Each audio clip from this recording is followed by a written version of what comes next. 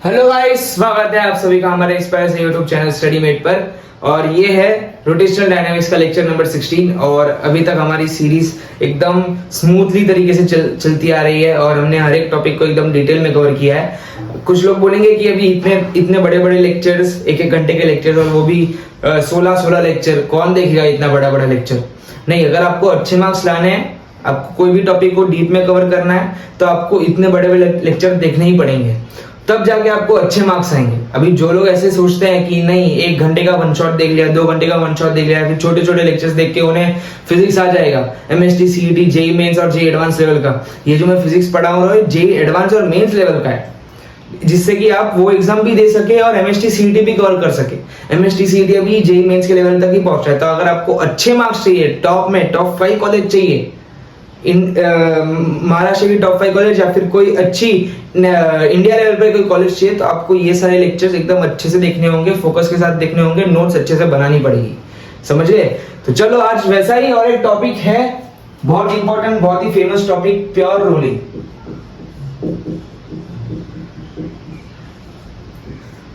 बहुत ही confusing topic है। पहले डिस्क्लेमर दे देता हूं कि यहाँ पर इस लेक्चर में आपका दिमाग का दही होने वाला है। बहुत लोग कोई एक बार में नहीं समझता, लेकिन मैं कोशिश करूंगा, पूरी कोशिश करूंगा कि इस टॉपिक को एकदम सिंपल वे में आपको एक ही बार में समझा दूं, है ना। एकदम फोकस के साथ देखना है इस टॉपिक को, नोट्स बनाना, अच्छे से करना। बहुत इंपॉर्टेंट टॉपिक, क्वेश्चंस आते हैं इसके, जेईई मेंस, सीईटी, सब हर एक कॉम्पिटिटिव एग्जाम में इसके क्वेश्चंस आते ही हैं। तो बहुत इंपॉर्टेंट टॉपिक है, फोकस से देखो। पहले तो हम बात करते हैं कि रोलिंग क्या होता है। और हाँ, इस लेक्चर को समझने के लिए आपको लेक्चर नंबर 14 और 15 अच्छे से देखना होगा, तो ही आपको ये लेक्चर समझेगा। तो भी मैं थोड़ा रिवीजन करवा देता हूं। रोलिंग क्या होता है? ट्रांसलेशन प्लस रोटेशन मोशन का कॉम्बिनेशन। समझ गए? ट्रांसलेशन प्लस रोटेशन मोशन का कॉम्बिनेशन। ट्रांसलेशन यानी कि बॉडी सिर्फ और सिर्फ आगे जा रही है। ट्रांसलेशन में रोटेशन नहीं होता। जब कोई बॉडी आगे जा रही है तो ये घूम नहीं रही, सिर्फ आगे जा रही है। प्लस कोई बॉडी घूम रही हो, है ना। यहां पर जब रोटेशन हो रहा होता है, बॉडी सिर्फ घूम रही है, आगे नहीं जा रही। और जब ट्रांसलेशन हो रहा होता है, तब बॉडी सिर्फ आगे जा रही है, घूम नहीं रही है। जब ये दोनों मोशन को हम कंबाइन करते हैं, जब इन दोनों मोशन को हम कंबाइन करते हैं, क्या बनता है? Rolling motion. यानी कि बॉडी आगे भी जा रही है, घूम भी रही है, आगे भी जा रही है, घूम भी रही है। अब क्या होता है ना, कभी कभी रोलिंग में बॉडी कुछ ज्यादा ही आगे जाती है ना। कभी कभी ट्रांसलेशन मोशन ज्यादा होता है, रोटेशन मोशन कम होता है। कभी कभी बॉडी ज्यादा घूम रही है लेकिन कम आगे जा रही है, तो कभी रोटेशन मोशन ज्यादा होता है और ट्रांसलेशन मोशन कम होता है। तो जब ऐसा कम ज्यादा हो, तब प्योर रोलिंग नहीं होती, तब सिर्फ रोलिंग होती है, तब प्योर रोलिंग नहीं होती। प्योर रोलिंग तब होती है जब ट्रांसलेशन भी सेम है, रोटेशन भी सेम है, घूम भी उतना ही रहा है जितना वो आगे जा रहा है। फॉर एग्जाम्पल, अगर मैं बात बताऊं आपको, आप गाड़ी चला रहे हो और आप कोई ऐसा बोलते हैं ना, खड्डे के उसमें आप फंस गए, है ना। यहां पर ये रोड था और ये छोटा सा खड्डा है, और ये आपकी है बाबा गाड़ी। कौन सी गाड़ी? बाबा गाड़ी। और इसका टायर यहाँ पर, अरे यार, तो बहुत, रुको, थोड़ा करने दो, यहाँ पर इसको और छोटा बनाना पड़ेगा। हाँ, ये खड्डा है और यहाँ पर ये है आपकी बाबा गाड़ी, और यहाँ पर फंस गया है ये, है ना। और अभी आपको आगे जाना है ना। आपने एकदम फुल स्पीड लगा दी, आपको कहाँ है, आपको आगे जाना है, आपने एकदम फुल स्पीड लगा दी, एकदम फुल स्पीड में, वेलोसिटी बहुत ज्यादा है, स्पीड एकदम ज्यादा है, और यानी कि ये टायर बहुत रोल करेगा, लेकिन रोल करे जा रहा है, लेकिन आप आगे नहीं बढ़ पा रहे। बहुत फास्ट रोल कर रहा है, रोटेशन बहुत ज्यादा है, लेकिन आप आगे नहीं बढ़ पाए। क्यों? क्योंकि आप गड्ढे में फंस गए हो। आपको बहुत फास्ट रोल करना पड़ेगा, बहुत फास्ट रोल करने के बाद में थोड़ी देर के बाद आप थोड़ा आगे जाओगे, है ना, क्योंकि आप यहाँ फंसे हो। ये एग्जांपल में आपने बहुत बार देखा होगा मूवी में, ये बहुत घूम रहा है, खड्डे में फंस गए, लेकिन गाड़ी आगे नहीं जा रही है, थोड़ी आगे जा रही है। तो इसमें क्या हो रहा है कि रोटेशन ज्यादा हो रहा है और ट्रांसलेशन कम हो रहा है, घूम ज्यादा रहा है लेकिन आगे बहुत थोड़ा जा रहा है। तो इसे हम क्या कहेंगे? प्योर रोलिंग नहीं कहेंगे, इसमें प्योर रोलिंग नहीं हो रही। दूसरा केस, जब बारिश हो रही होती है, और आप मस्त, यहाँ ये बारिश हो रही होती है, यानी रोड क्या है, पानी वाला है, मतलब भीगा हुआ रोड है, आप फुल स्पीड में जा रहे हो, फुल स्पीड में जा रहे हो और आपने अचानक से बाद में ब्रेक मार दिया, है ना, आप फुल स्पीड में जा रहे हो, टायर भी एकदम मस्त घूम रहे हैं, बाद में आपने ब्रेक मार दिया, टायर ने, अरे यार मेरा ड्राइंग कब सुधरेगा,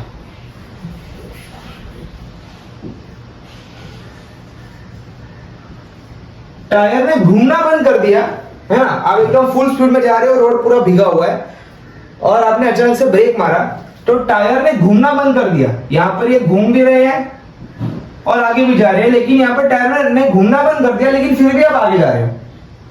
क्यों? क्योंकि गाड़ी स्किड कर रही है।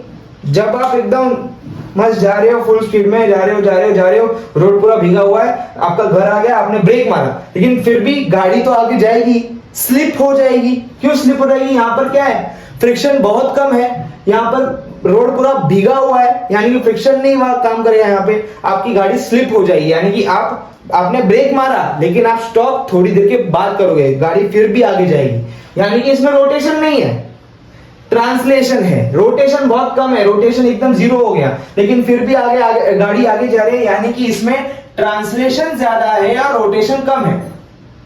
तो ये भी प्योर रोलिंग नहीं है। प्योर रोलिंग कब होगा? प्योर रोलिंग कब होगा? जब नॉर्मल रास्ता है, गड्ढा नहीं है और रोड भीगा हुआ भी नहीं है और नॉर्मली आप चला रहे हो, नॉर्मली आप क्या कर रहे हो, चला रहे हो, इसे हम कहेंगे प्योर रोलिंग। ये क्या है? ये है प्योर रोलिंग। ये जो अभी मैंने बताया है बहुत इजी में बताया और ये आपको समझ आ भी गया होगा, क्योंकि ये बहुत कॉमन एग्जांपल है। जब आप अगर आपने साइकिल तो चलाई होगी, है ना, आप साइकिल चलाते हो और चलाते चलाते आप क्या करते हो, ब्रेक मारते हो, बारिश के टाइम ब्रेक मारते हो, लेकिन फिर भी आपकी साइकिल थोड़ी आगे जाती है। आप कभी कभार स्टाइल भी मारते हो दोस्तों के सामने कि आप चला रहे हो, बीच में ब्रेक मारा तो भी आप आगे जा रहे हो, उसे क्या बोलते हैं, स्किट होते हैं। बाद में पता है कि वो जमीन पे काला काला टायर का निशान भी आ जाता है जब आप स्किट करते हो, यानी कि चलाते चलाते ब्रेक मार दिया और टायर तो भी आगे जा रहा है, आप आगे जा रहे हो तो भी, जब आप पीछे देखते हो कि तो फिर टायर का एक निशान आ जाता है, क्योंकि टायर क्या करता है, घिस जाता है, एकदम रोड पे पूरा घिस जाता है, इसलिए वो स्किड का निशान आ जाता है। तो इसे हम कहते हैं कि जिसमें ट्रांसलेशन ज्यादा और रोटेशन कम, तो ये प्योर रोलिंग नहीं है। और कभी आप गड्ढे में अटक गए, जैसे कि यहाँ पर ये गड्ढा है, यहाँ पर एक गड्ढा है, यहाँ पर टायर घूमने की पूरी कोशिश कर रहा है, बहुत जोर जोर से एकदम गोल गोल गोल गोल घूम रहा है, राउंड्स बहुत ज्यादा है, टर्निंग्स भी बहुत ज्यादा है, बहुत घूम रहा है, लेकिन आगे नहीं जा रही गाड़ी, क्योंकि यहाँ पर अटकी हुई है। घूम भी रहा है लेकिन आगे नहीं जा रही, यानी कि रोटेशन ज्यादा, ट्रांसलेशन कम, प्योर रोलिंग नहीं है। ये भी प्योर रोलिंग नहीं है, ये भी प्योर रोलिंग नहीं है।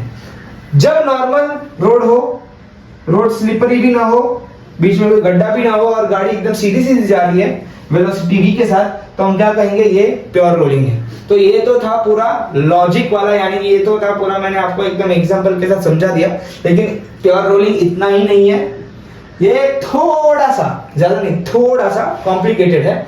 इसकी कंडीशंस हमें समझनी पड़ेगी और प्योर रोलिंग में वेलोसिटी क्या होती है और एक्सेलरेशन क्या होता है, वो सब इजी है, कोई एक्सप्रेशन कोई बड़े बड़े अतरंगी नहीं है, बहुत इजी है ना। नॉर्मल रोलिंग से इजी है। नॉर्मल रोलिंग हमने जो यहाँ पर एक्सप्रेशन, हमने कितने सारे एक्सप्रेशन हमने कवर किए लेक्चर नंबर 14 और 15 में, velocity, displacement, acceleration, kinetic energy, linear momentum, angular momentum, 7 चीजें हमने डिराइव की है।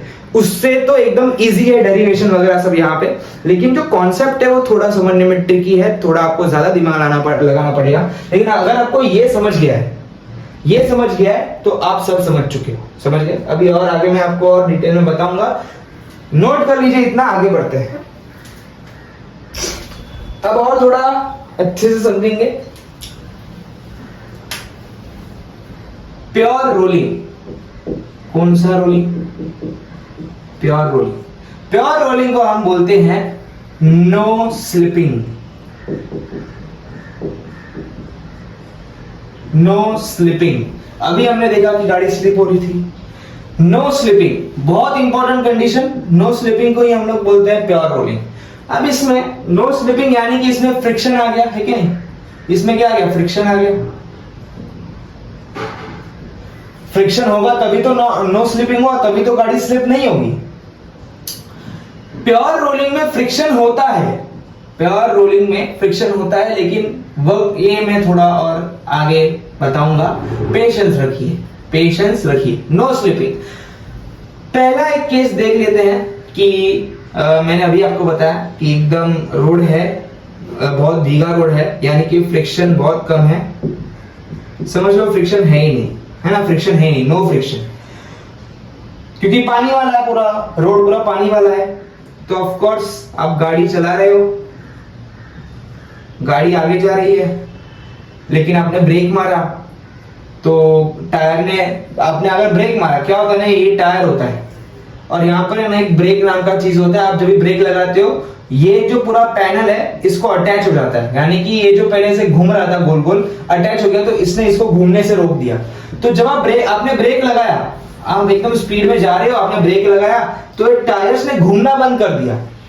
टायर्स घूम नहीं रहे हैं अभी, ओमेगा नहीं है जरा भी, टायर घूम नहीं रहे हैं, लेकिन फिर भी गाड़ी क्या है, आगे जाएगी, क्योंकि क्या है, ये स्लिप हो रहा है। जब आप साइकिल या तो अपने कुछ भी अगर स्कूटर वगैरह कुछ चलाए, साइकिल चलाए, जब आप पानी वाले एरिया में चलाते हो तो आपके पापा या फिर आप खुद भी सोचते होगे कि मुझे स्लो चलाना है, अगर मैंने फास्ट चलाया तो मैं स्लिप हो जाऊंगा, बोलते हो ना। चलने के टाइम पे जब आप चलते हो तो आप क्या एकदम धीमे धीमे चलते हो, क्योंकि आपको पता है कि अगर ये स्लिपरी एरिया है तो मैं स्लिप हो जाऊंगा। तो यही अगर आप बहुत स्पीड में गाड़ी चला रहे हो, क्योंकि और रोड पूरा पानी वाला है, फ्रिक्शन जरा भी नहीं है, आप जैसे ही ब्रेक लगाओगे गाड़ी आगे जाएगी, गाड़ी नहीं रुकेगी। जब आप ब्रेक लगाओगे तो गाड़ी रुकेगी नहीं, गाड़ी आगे जाएगी, और गाड़ी आगे इसलिए जाएगी क्योंकि ये स्लिप हो रहा है, यानी कि इसमें रोटेशनल मोशन है ही नहीं, इसमें सिर्फ ट्रांसलेशन मोशन है ना। टायर्स में, अगर मैं टायर्स की बात करूं, टायर्स में, इन टायर्स देयर इज नो और very less rotation and very high translation, है ना। ये बात ध्यान रखना, जब रोटेशन एकदम कम हो, रोटेशन एकदम कम है लेकिन ट्रांसलेशन ज्यादा है, यहां पर आपने ब्रेक लगाया तो टायर ने घूमना बंद कर दिया, लेकिन गाड़ी आगे जा रही है, गाड़ी स्लिप हो रही है ना, गाड़ी स्लिप हो रही है। इसे हम क्या कहेंगे, इसे हम क्या कहेंगे, फॉरवर्ड स्लिपिंग, फॉरवर्ड स्लिपिंग, है ना। ये सारे छोटे छोटे कॉन्सेप्ट भी याद रखना है, समझना कि फॉरवर्ड स्लिपिंग, बैकवर्ड स्लिपिंग गया भाड़ में, हम क्यों कर रहे, एकदम छोटा छोटा टॉपिक है। इस पे भी क्वेश्चन आता है, इस पे भी बहुत सारे क्वेश्चंस पहले भी आए हैं और आगे भी आएंगे। तो सारे टॉपिक को कभी भी एकदम छोटा मत समझना, किसी भी चीज को छोटा नहीं समझना चाहिए। अब इसको अगर मैं थोड़ा डायग्रामेटिकली आपको अगर समझाऊं, डायग्रामेटिकली अगर आपको मैं समझाऊं, ये तो मैंने एग्जांपल वाइज समझाया, ये क्या था, एग्जांपल वाइज समझाया। अब थोड़ा थियोरेटिकली मैं समझाता हूं कि ये है हमारा टायर और ये है हमारा रोड, पूरा भीगा हुआ है पानी से। अब मैं एक बात बताऊं, रोलिंग में वेलोसिटी हम कैसे निकालते हैं। फॉर एग्जांपल मुझे वेलोसिटी निकालनी है point A, point B, point C और पॉइंट डी। पहले थोड़ा सा रिवीजन कर लेते हैं कि रोलिंग में मुझे पॉइंट ए की वेलोसिटी निकालनी है, और ये क्या है हमारा सुखी जीव, सेंटर ऑफ मास। ये एकदम सुख में, एकदम इसको कोई प्रॉब्लम नहीं है, इसको कोई कंफ्यूजन नहीं है, सेंटर ऑफ मास एकदम सुखी है। ये बॉडी जा रही है सेंटर ऑफ मास की वेलोसिटी से VCOM, तो ए की वेलोसिटी कितनी होगी, और बॉडी घूम भी रही है, बॉडी ओमेगा से घूम भी रही है और आगे जा रही है, रोलिंग मोशन है, मैंने पहले ही बता दिया रोलिंग मोशन है, घूम भी रही है और आगे भी जा रही है। तो ए की वेलोसिटी क्या होगी, एक तो VCOM, क्योंकि बॉडी आगे भी जा रही है, और घूमने की वजह से और एक वेलोसिटी होगी R ओमेगा, क्योंकि ए टेंजेंशियल है। अभी मैंने बताया अगर कोई बॉडी है ऐसे घूम रही है तो इस पॉइंट की वेलोसिटी टेंजेंशियल होगी, ऐसे एकदम घूमते घूमते ऐसे घूम रही है एकदम ऐसे। कोई भी बॉडी घूमती है, अगर मुझे इस पॉइंट की वेलोसिटी चाहिए, अगर ऐसे घूम रही है, ऐसे घूम रही है, तो इसकी वेलोसिटी एकदम नीचे होगी, एकदम नीचे। अगर ऐसे घूमे तो वेलोसिटी एकदम नीचे होगी वही। अगर मुझे इस पॉइंट की वेलोसिटी चाहिए तो ये पॉइंट घुमा, इस पॉइंट की वेलोसिटी ऐसे होगी, इस पॉइंट की वेलोसिटी ऐसे होगी, इस पॉइंट की वेलोसिटी ऐसे होगी, एकदम टेंजेंशियल होगी। तो पॉइंट ए की वेलोसिटी एक तो VCOM क्योंकि ट्रांसलेशन, VCOM क्या है, ट्रांसलेशन की वजह से क्योंकि आगे जा रहा है, और R ओमेगा क्योंकि घूम रहा है।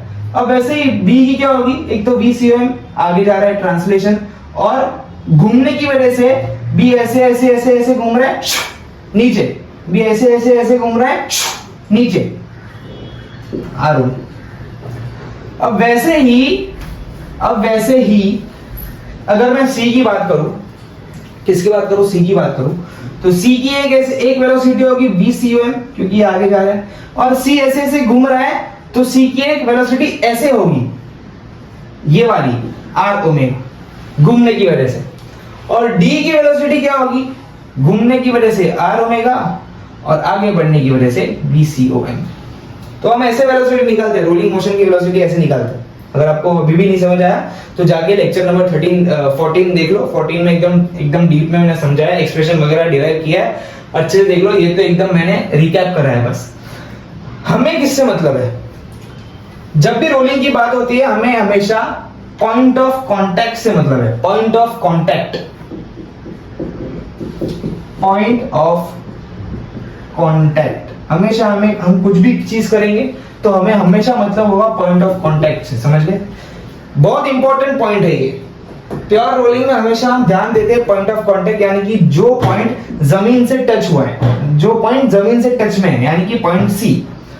अब एक बात बताओ, फॉरवर्ड स्लिपिंग में क्या होगा कि रोटेशन बहुत कम है, लेकिन फिर भी बॉडी आगे जा रही है, नहीं रोटेशन बहुत कम, ट्रांसलेशन ज्यादा, यानी कि आगे जाने वाली स्पीड, ट्रांसलेशन की स्पीड ज्यादा, रोटेशन की स्पीड यानी कि जो उसे घुमा रही है वो कम। इसमें रोटेशन की स्पीड क्या है, R ओमेगा, रोटेशन की वजह से कौन सी स्पीड लग रही है, R ओमेगा, और ट्रांसलेशन की वजह से कौन सी स्पीड लग रही है, VCOM, यानी कि ये इसे आगे ले जा रही है। अब बॉडी आगे जा रही है और घूम कम रही है, यानी कि VCOM R ओमेगा से ज्यादा है। R ओमेगा कब आता है, जब बॉडी घूमती है, रोटेशन की वजह से R ओमेगा आता है। रोटेशनल वेलोसिटी क्या है, velocity due to rotation R omega, velocity due to translation VCOM। इसमें ट्रांसलेशन ज्यादा है, रोटेशन कम है, यानी कि VCOM ज्यादा और R ओमेगा कम, यानी कि फॉरवर्ड स्लिपिंग में R omega is less than velocity due to centre of mass, यानी कि VCOM। समझ गए, ये पॉइंट याद रखना, ये पॉइंट क्या रखना, याद रखना। बहुत क्वेश्चन आ चुके हैं इस पे, इस टॉपिक में बहुत क्वेश्चन आ चुके हैं। अब हम और एक, जैसे कि फॉरवर्ड स्लिपिंग है वैसे ही बैकवर्ड स्लिपिंग होती है, नोट करो इसे, आगे बढ़ते हैं। चलो अब बात करते हैं पॉइंट नंबर बी की। अब ये रोड है, यहां पर एक छोटा सा गड्ढा है, क्या है, गड्ढा है, और यहां पर हमारी बाबा गाड़ी, और यहां पर इसका टायर। अब ड्राइंग पर फोकस मत करना, कॉन्सेप्ट पर फोकस करना, समझ गए, ड्राइंग पर फोकस मत करना, वरना अच्छे से थोड़ा ड्राइंग बना ही देता हूँ। चलो आपके लिए कुछ भी, आपके लिए कुछ भी, चलो इसको मैं रफ कर देता हूँ अच्छे से। अब मुझे लग रहा है कि काश मैंने आपकी उम्र में थोड़ी सी ड्राइंग सीख ली होती।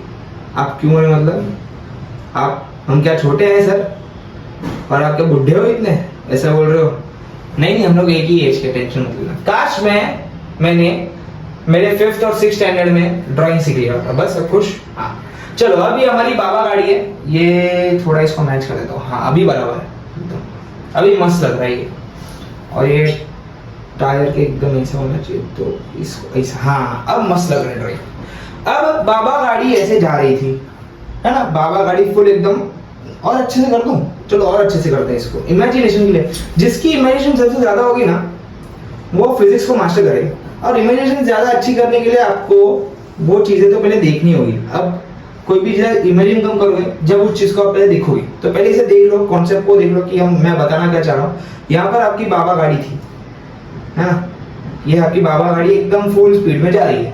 जाते जाते जब ये बॉडी यहाँ पर आई, जब ये बॉडी यहाँ पर आई, तो गड्ढे में अटक गई। जाते जाते अब इसको ऐसे जाना है, वी वेलोसिटी, लेकिन वो जा नहीं पा रही। फुल स्पीड लगा रहा है, अंदर जो ड्राइवर बैठा है एकदम फुल स्पीड, एकदम एक्सीलरेटर को दबा के बैठा हुआ है, एक्सीलरेटर एकदम पुश करके बैठा हुआ है, फुल स्पीड है। और ये जो टायर है, वो टायर एकदम ऐसे गोल गोल गोल घूम रहा है, टायर ऐसे एकदम गोल गोल गोल गोल गोल गोल घूम रहा है एकदम फास्ट, रोटेशन बहुत फास्ट हो रही है, लेकिन गाड़ी आगे नहीं जा रही क्योंकि गड्ढे में अटकी पड़ी, गाड़ी आगे नहीं जा रही। अब गड्ढे को थोड़ा और मैं छोटा बड़ा कर दूं और डीप कर दूं, मैं गड्ढे को डीप कर देता हूं क्योंकि और अच्छे समझ में आए। देखो अभी गड्ढा डीप है, अब गाड़ी आगे नहीं जा पा रही, टायर बहुत फास्ट रोटेशन कर रहा है, टायर बहुत फास्ट रोटेशन कर रहा है, लेकिन ट्रांसलेशन यानी कि जो लीनियर, इसकी जो लीनियर मोशन है, आगे जाने का जो मोशन है बहुत कम है, थोड़ा थोड़ा थोड़ा थोड़ा आगे जा रहा है, या तो आगे जा ही नहीं रहा, जा रहा है तो एकदम थोड़ा आगे जा रहा है। यानी कि इस कंडीशन में मैं बता सकता हूं कि rotation is in tyre, sorry in tyre rotation is maximum but translation is minimum और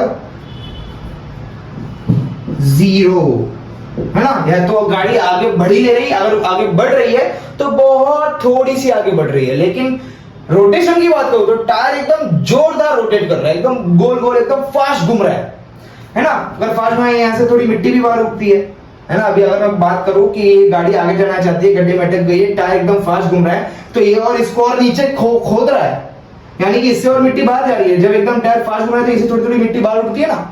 इमेजिन करो एकदम ऐसे बाहर उड़ रही है, यानी कि ये टायर जो है एकदम फास्ट गोल गोल गोल गोल गोल गोल गोल घूम रहा है, लेकिन आगे गाड़ी एकदम बहुत कम या तो नहीं जा रही है। ट्रांसलेशन मोशन इज मिनिमम और जीरो, ये याद रखना। ये क्या है, ये क्या है, backward slipping.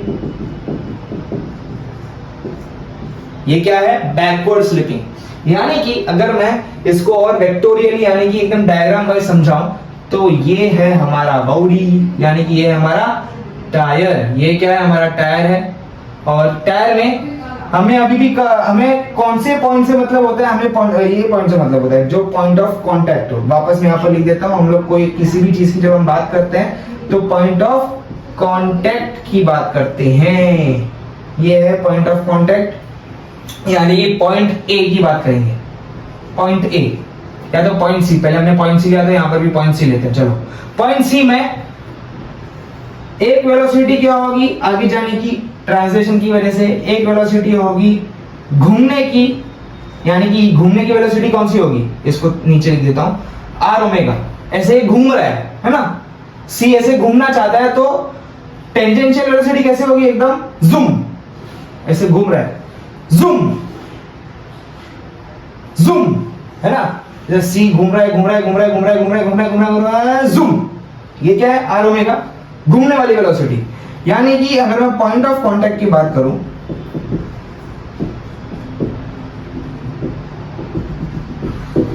Point of contact की बात करूं, इसमें रोटेशन ज्यादा है, यानी कि R omega is greater than VCM, क्योंकि ये बॉडी आगे या तो जा रही है तो बहुत कम जा रही है मिनिमम, या तो जा ही नहीं रही, यानी कि वीसीएम बहुत कम है as compared to R omega. R omega बहुत ज्यादा है वीसीएम से, समझ गए।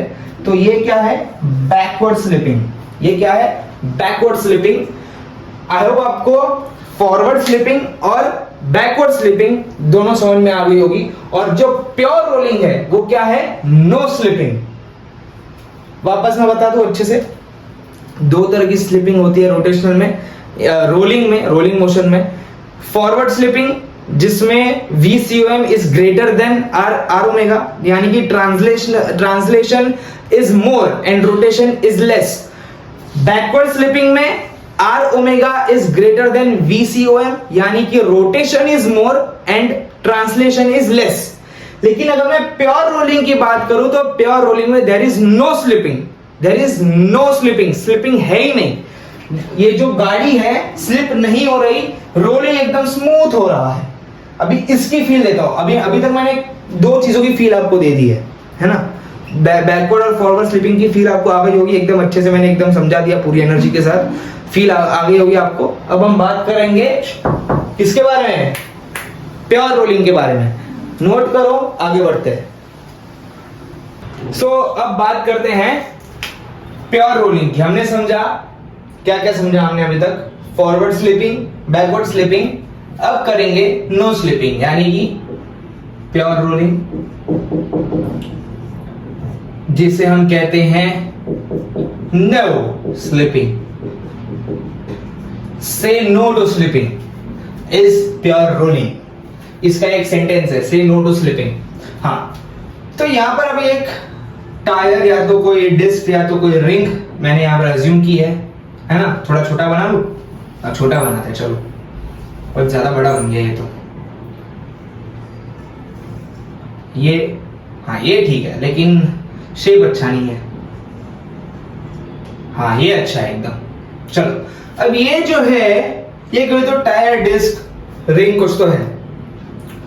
अब इस सरफेस के, अब मैंने इसको थोड़ा नीचे इसलिए बनाया, वैसे तो एकदम कांटेक्ट में ही होगा ये, है ना? एक फॉर एग्जांपल एक प्लैंक है यहाँ पे, एक प्लैंक है यहाँ पे, एक सरफेस है जहां पर ये लगा हुआ है, और जो पॉइंट ऑफ कांटेक्ट सी है यहाँ पे, जो टायर या तो कोई भी जो इसका इस बॉडी का एकदम जो नीचे वाला पार्ट जो कांटेक्ट है इस बॉडी से, सरफेस, ये क्या है?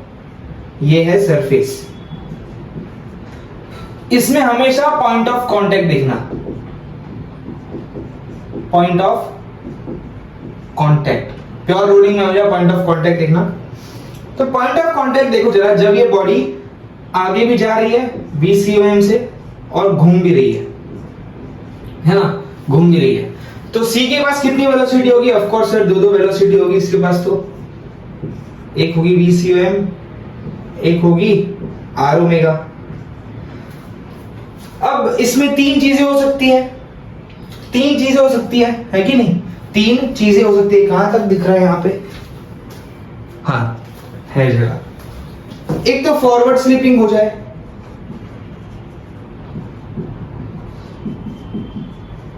है ना? एक तो फॉरवर्ड स्लिपिंग हो जाए जिसमें VCOM is greater than R omega, या तो बैकवर्ड स्लिपिंग हो जाए,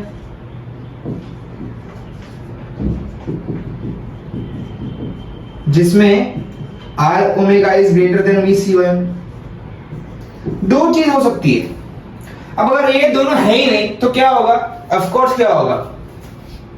जब नो स्लिपिंग हो, जब क्या हो? नो स्लिपिंग हो, तो ध्यान से सुनना मैं क्या बोल रहा हूं। अब जो भी मैं बोलूंगा बहुत इंपॉर्टेंट होगा, इसलिए मेरे मुंह से जो भी निकले दिल में बसा लेना, भले वो कुछ भी निकले। मेरे मुंह से जो भी निकले एकदम ध्यान से सुनना। अब नो स्लिपिंग में ये जो पॉइंट है, कौन सा पॉइंट? Point of contact. अब बैकवर्ड स्लिपिंग में क्या हो रहा था? ध्यान से सुनना। फॉरवर्ड स्लिपिंग की अगर मैं बात करूं, फॉरवर्ड स्लिपिंग की यहां तक दिखेगा, यहां पे हाँ दिख रहा है। अब अगर मैं फॉरवर्ड स्लिपिंग की बात करूं, ये एक बॉडी है, ये सरफेस है, यहां पर जो पॉइंट ऑफ कांटेक्ट था फॉरवर्ड स्लिपिंग में ये आगे जा रहा था। बैकवर्ड स्लिपिंग में ये जो है ये इसकी वेलोसिटी ये R ओमेगा थी, यानी कि ये पीछे जा रहा है। भले ये घूमेगा लेकिन वेलोसिटी का डायरेक्शन तो पीछे ही है ना, ये घूमेगा पहले गोल गोल, लेकिन वेलोसिटी का डायरेक्शन पीछे है, यानी कि ये पीछे जा रहा है। अब ये दोनों ही ना हो, यानी कि पॉइंट एकदम स्टेबल हो, सी पे की जगह पर ही है, ये हिल नहीं रहा है जरा भी। अगर ये आगे जाएगा तो फॉरवर्ड स्लिपिंग हो जाएगी, पीछे जाएगा तो बैकवर्ड स्लिपिंग हो जाएगी। अब अगर ये हिल ही नहीं रहा, यानी कि VC यानी कि वेलोसिटी ऑफ पॉइंट C, अगर मैं यहां इस इक्वेशन से अगर वेलोसिटी ऑफ पॉइंट C निकालूं तो क्या आ जाएगा? VCOM minus R omega. ये तो हमने रोलिंग में पढ़ रखा है, ये क्या है? रोलिंग की इक्वेशन है। ये प्योर रोलिंग की इक्वेशन नहीं है, रोलिंग की इक्वेशन है ना? अगर मैं अभी बात कर रहा हूं कि ये जो पॉइंट C है हिल ही नहीं रहा, ना आगे जा रहा है ना पीछे जा रहा है, यानी कि आगे जाएगा तो फॉरवर्ड स्लिपिंग, पीछे जाएगा बैकवर्ड स्लिपिंग, यानी कि दोनों स्लिपिंग नहीं हो रही है। पॉइंट C है जो एकदम स्टेबल, एकदम चुपचाप यहां पर बैठा हुआ है, यानी कि VC वेलोसिटी, इस पॉइंट की वेलोसिटी क्या है? ये हिल ही नहीं रहा, तो वेलोसिटी क्या है? 0, यानी कि VC की वैल्यू क्या आ गई? 0 आ गई। यानी कि इस इक्वेशन की अगर मैं बात करूं तो 0 is equal to VCOM minus R omega. तो v अगर r ओमेगा को मैं उधर भेज दूं तो v cum is equal to r omega है कि नहीं, ये इक्वेशन आ जाएगी। तो फॉरवर्ड स्लिपिंग में v cum is greater than r omega, backward slipping में r omega is greater than v cum, और नो स्लिपिंग में v cum is equal to r omega.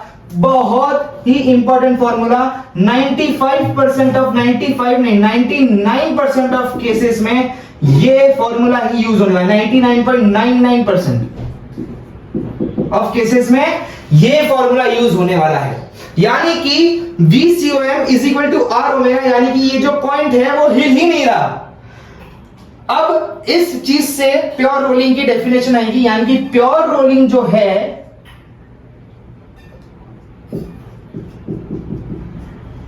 Pure rolling जो है, प्योर रोलिंग में जो point of contact remains at rest with respect to ground, समझ गए? Point of contact remains at rest with respect to ground, ये है pure rolling की definition. Point of contact जो है remains at rest with respect to ground, यानी कि point C है वो हिलेगा नहीं। यानी कि अगर मैं बात करूं यहां पर ये जो ग्राउंड है, यानी कि जो सरफेस है, सरफेस में एक पॉइंट पी मैं एज्यूम करता हूं, यहां पर पॉइंट पी है, तो यहां पर प्योर रोलिंग में क्या होता है, जो पॉइंट सी और पॉइंट पी के बीच में कोई रिलेटिव वेलोसिटी नहीं होनी चाहिए। अगर मैं इसकी बात करूं, यहां पर अगर मैं एक सरफेस बना दूं और यहां पर पॉइंट पी मार्क करूं, फॉरवर्ड स्लिपिंग में क्या होता है कि ये पॉइंट आगे जा रहा है, यानी कि P से ये पॉइंट आगे जा रहा है, यानी कि इन दोनों के बीच में रिलेटिव वेलोसिटी है, P यहां पर है और ये पॉइंट आगे जाना चाहता है। अगर यहां पर भी मैं और एक प्लैंक लगा दूं, यानी कि सरफेस लगा दूं, बैकवर्ड स्लिपिंग में ये पीछे जाना चाहता है, लेकिन पॉइंट P तो जैसा था वैसा ही है, यानी कि यहां पर भी रिलेटिव वेलोसिटी आ गई। लेकिन प्योर रोलिंग में पॉइंट P जहां है वहां ही पॉइंट C होगा, उसके ऊपर ही पॉइंट C होगा, यानी कि जो वेलोसिटी पॉइंट P की है वही वेलोसिटी पॉइंट C की होगी, यानी कि VC is equal to VP। और नो स्लिपिंग में VC की वेलोसिटी 0 है तो VP की वेलोसिटी भी 0 होगी। ऑफ कोर्स ये सरफेस तो एकदम स्टेबल है, रेस्ट पे है, तो VP की वेलोसिटी तो 0 ही है। अगर VP तो एकदम स्टेबल ही है ना, ये सरफेस है, VP ग्राउंड थोड़ी ना हिल रहा है, धरती थोड़ी ना, भूकंप थोड़ी है, तो VP का वेलोसिटी 0 है और VC तो हमें पता ही है। तो यहां से प्रूव होता है कि VC is equal to VP। Pure rolling में हमेशा VP और VC की वेलोसिटी सेम होती है, नोट करके रखो, VC is equal to VP। ये दोनों में कोई भी रिलेटिव वेलोसिटी नहीं आनी चाहिए। VC यहां से आगे नहीं खिसकना चाहिए, पीछे नहीं खिसकना चाहिए, VC जहां पर है वही रहना चाहिए। पॉइंट P और पॉइंट C एक ही जगह पर होने चाहिए और velocity of point C must be 0। तब जाके अगर सरफेस रेस्ट पे है तो ये कब होगा जब सरफेस रेस्ट पे हो, when surface is at rest, समझ गए? तो अगर सरफेस रेस्ट पे है तो पॉइंट C की वेलोसिटी 0 होनी चाहिए, यानी कि ये जो पॉइंट C है ये यहां खसकना नहीं चाहिए, समझ गए? तब हम कहेंगे कि ये प्योर रोलिंग है, समझ गए? आई होप आपको ये जो प्योर रोलिंग का कांसेप्ट है अच्छे से समझा रहेगा।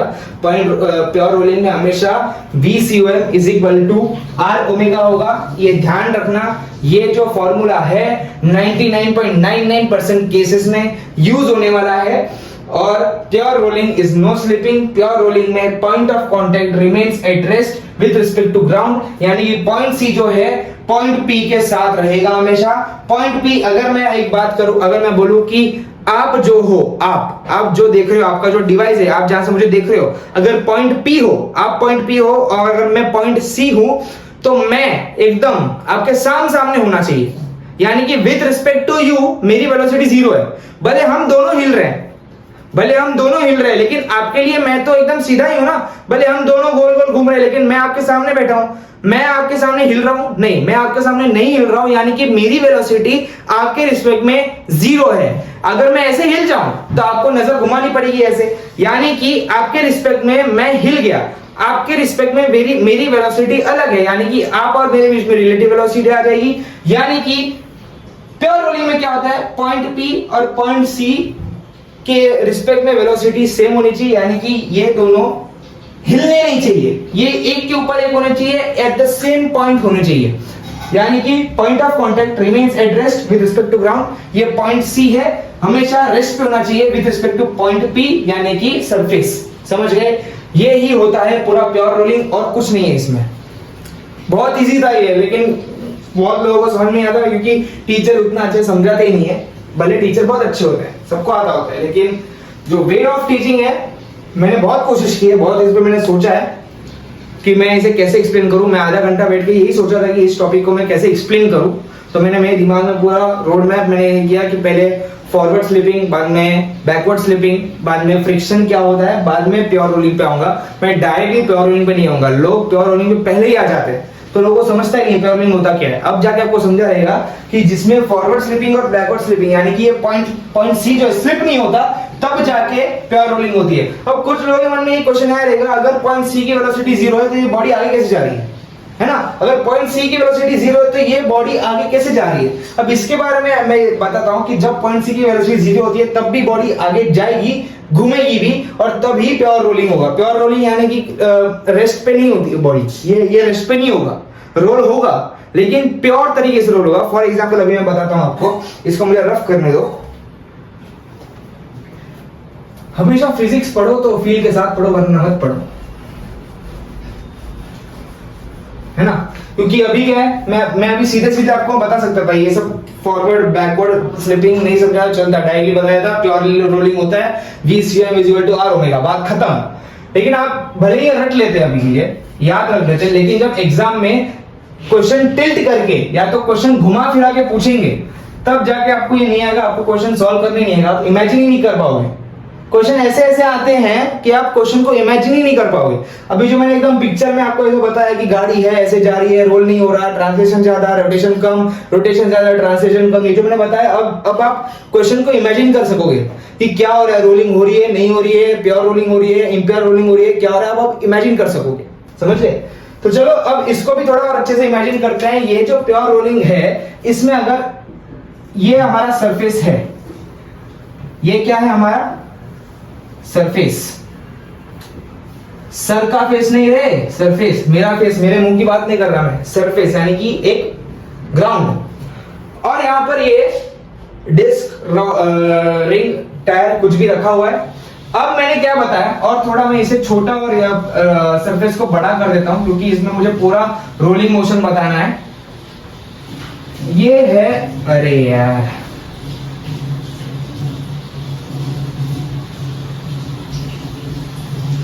आपको बैकग्राउंड में स्टिमुलेटर भी दिख रहा होगा। मैंने एक ऐसा वेबसाइट होती है इंटरनेट पे, उसमें स्टिमुलेटर भी होता है, तो मैंने वो बता रखा है वहां पे, आपको वो भी दिख रहा होगा, लेकिन मैं यहाँ पर भी वो समझाऊंगा।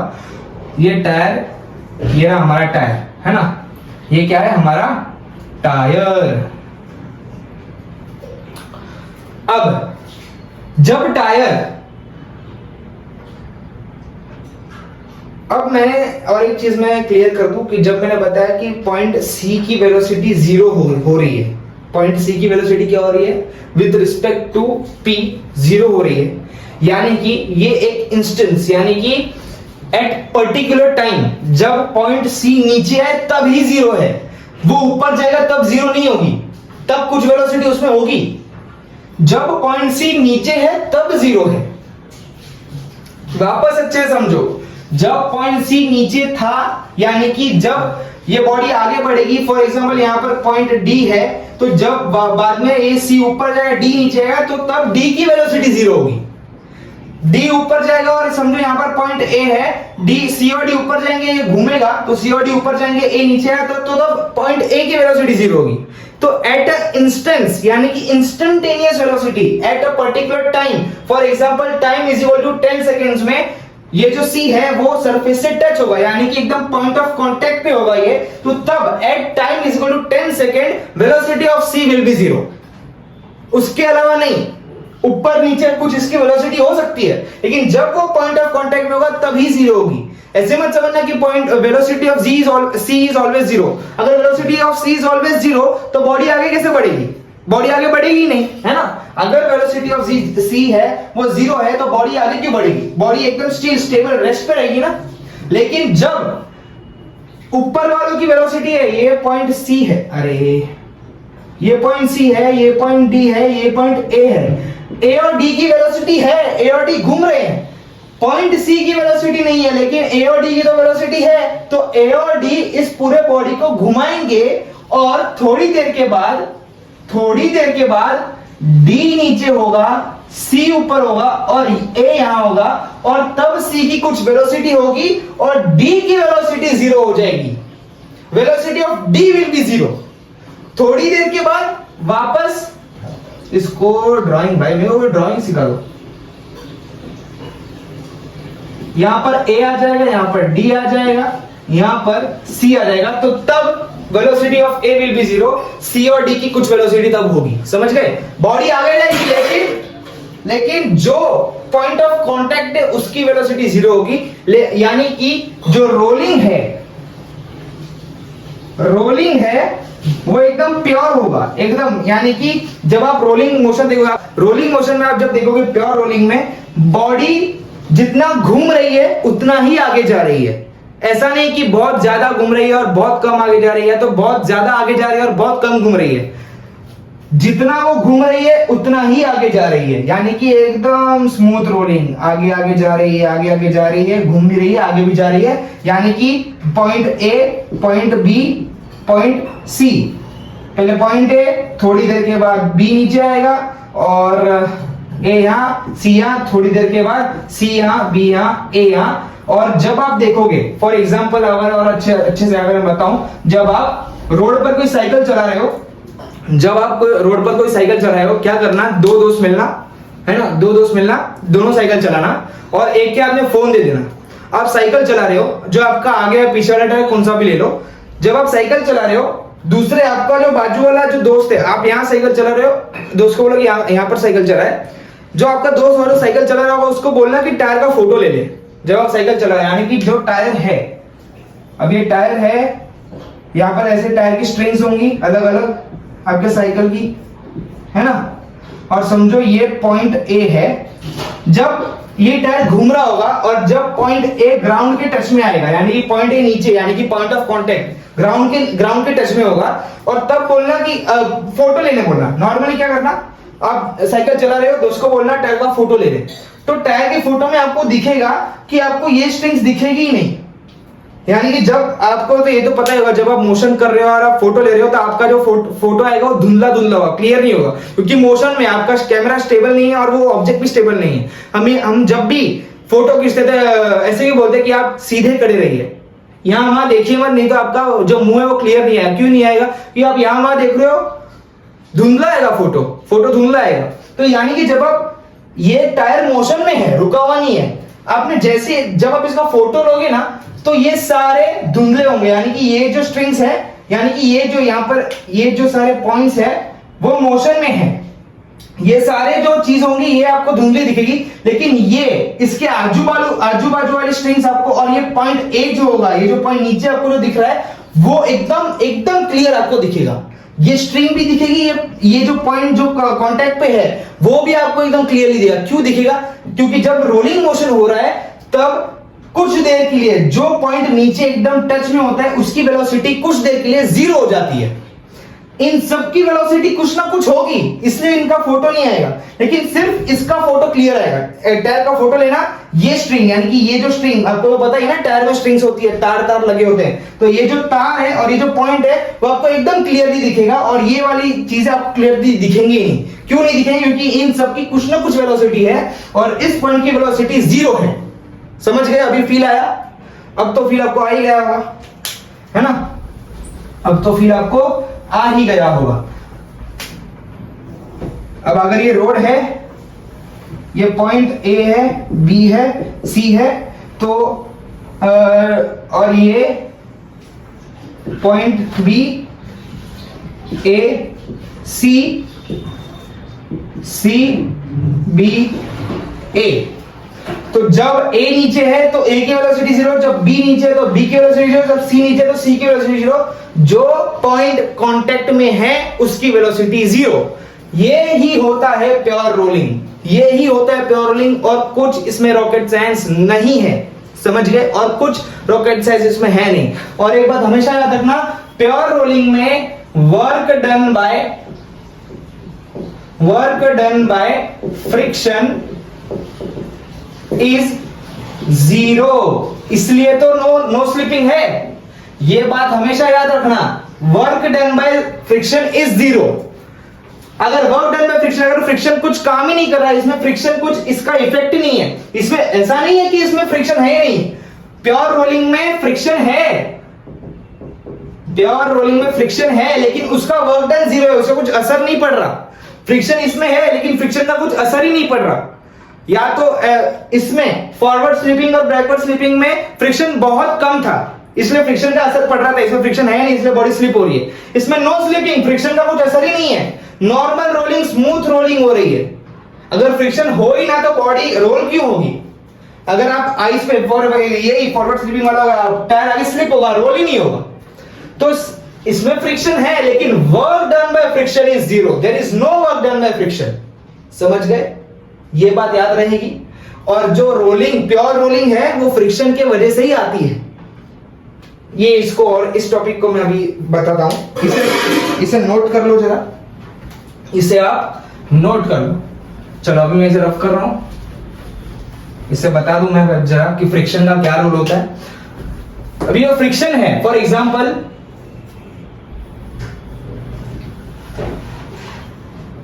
रुको, इसे थोड़ा सूखने दो।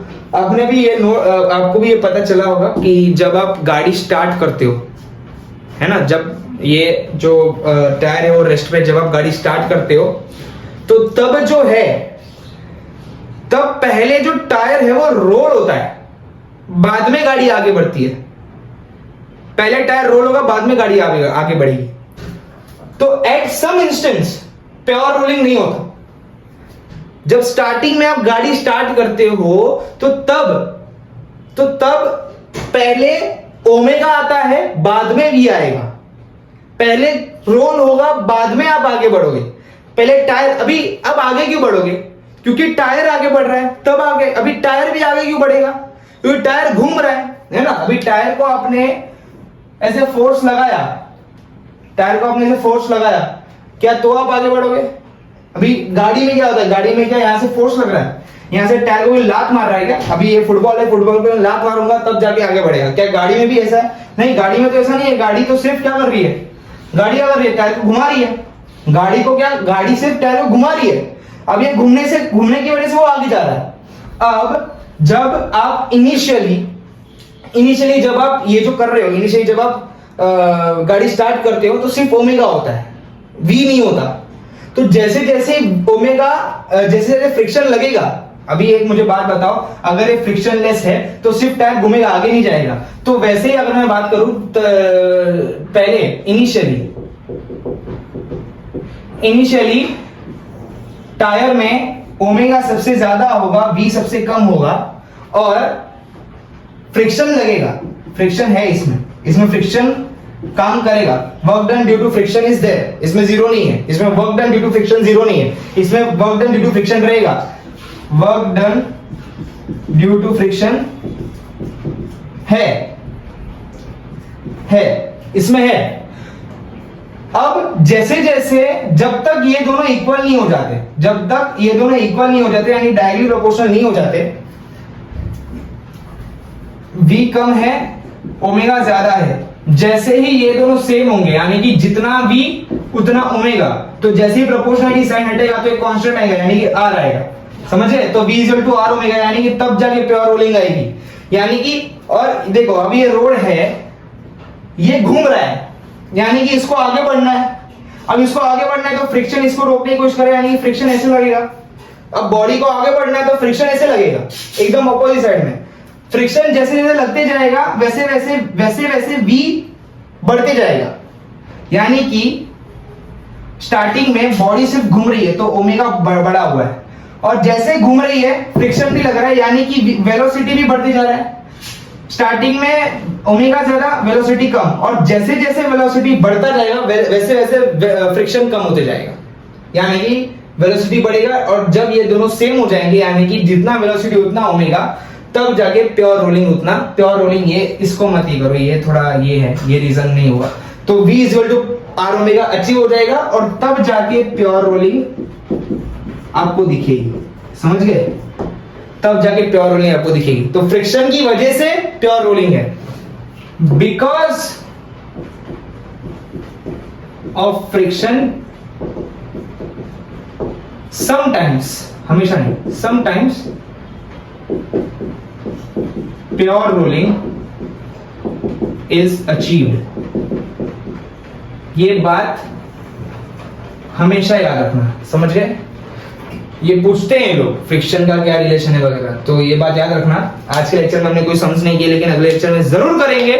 और एक अलग से सम्स का, न्यूमेरिकल्स का एक लेक्चर बनेगा जिसमें सारे मिक्स क्वेश्चंस होंगे, कोई थोड़े थोड़े टॉपिक वाइज क्वेश्चंस भी होंगे, तो आपको और अच्छे से समझ में आएगा। आई होप आपको ये जो एकदम कंफ्यूजिंग, एकदम हार्ड जो लोग बोलते हैं प्योर रोलिंग आपको समझ में नहीं आएगा, डरा के रखते हैं, ये टॉपिक आपको अभी एकदम यूं समझ में आ गया होगा और आप जोर से बोल सकते हो और सबको जाके एकदम सीना तान के बोल सकते हो कि प्योर रोलिंग तो एकदम इजी है, हमें आ गया है। तो चलिए मिलते हैं नेक्स्ट लेक्चर में, तब तक के लिए गुड बाय, जय श्री कृष्ण, राधे राधे, टेक केयर, पढ़ते रहिए।